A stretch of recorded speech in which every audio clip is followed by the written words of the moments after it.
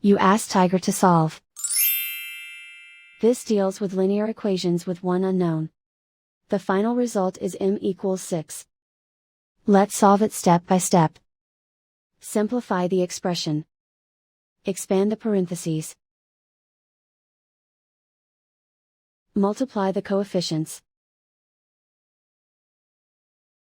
Simplify the arithmetic.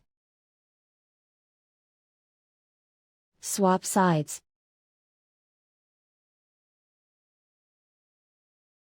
Group all constants on the right side of the equation. Add 6 to both sides.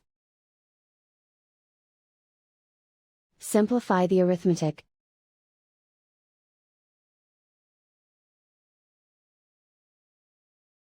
Isolate the m. Divide both sides by 24. Simplify the fraction.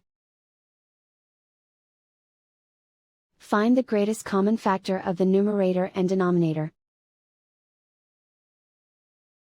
Factor out and cancel the greatest common factor.